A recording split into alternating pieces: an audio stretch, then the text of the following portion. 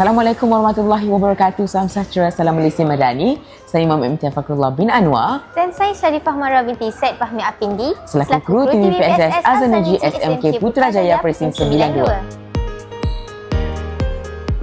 Hari ini saya berada di Pesta Buku Antarabangsa Kuala Lumpur atau lebih dikenali sebagai PBAKL 2026 yang berlangsung di World Trade Center Kuala Lumpur WTCKL.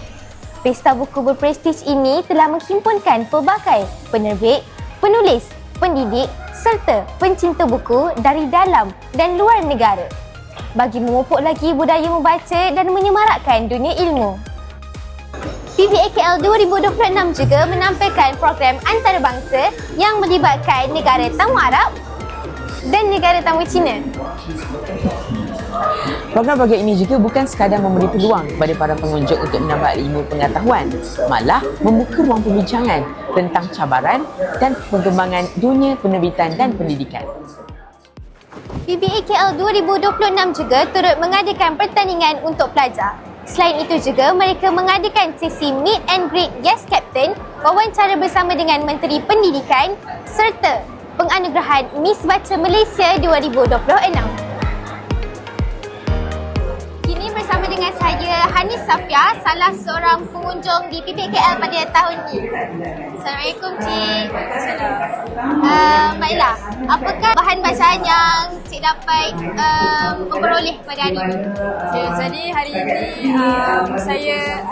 saya baru sampai dan saya terus pergi ke bahan bacaan Hilal Ashraf dan alhamdulillah dapat 5 buku which is Hilal Ashraf ada buat promotion iaitu 5 buku RM50. Baiklah, daripada PBAKL ni kan program antarabangsa. Cik datang ke PBAKL ni daripada mana? Saya daripada Seremban dan tengah on the way nak balik ke UIA. Jadi dalam perjalanan ke UIA tu saya singgah sini bersama dengan ibu bapa saya.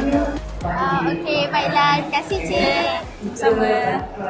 PBAKL 2026 turut menghimpunkan warga pendidikan dari pelbagai negeri termasuk Perak, Negeri Sembilan, Selangor, Sabah dan wilayah Persekutuan Putrajaya. Pelbagai acara utama seperti Majlis Perasmian PBAKL, Rights Forum, Festival Kata dan Festival Sastra Kanak-kanak turut memeriahkan pesta buku ini. Assalamualaikum. Boleh Ustaz kongsikan bagaimana sambutan pengunjung PBAKL di booth Tawiyah Sentau ini?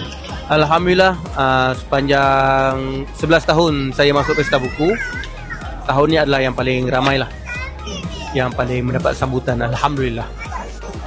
Terima kasih Ustaz. Selain itu, sesi bicara dan forum berkaitan pendidikan, teknologi serta industri buku turut diadakan sepanjang penganjuran PBAKL 2026.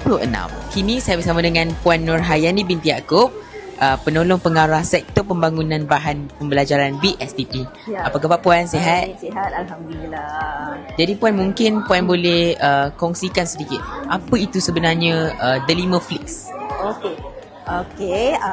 The 5 Flix sebenarnya adalah salah satu hub pembelajaran yang menghimpunkan bahan-bahan pembelajaran berbentuk video interaktif, video pendidikan yang dibangunkan lah oleh BSPP, di mana nak dapat The 5 Flix tu dalam The 5 2.0 seperti mana yang ada dah dalam The 5 2.0. Jadi cuba-cuba intai-intai, lihat-lihat apa yang ada dalam The 5 Flix. Okey? Baik, terima kasih Puan atas perkongsian yang dikongsikan serta enam.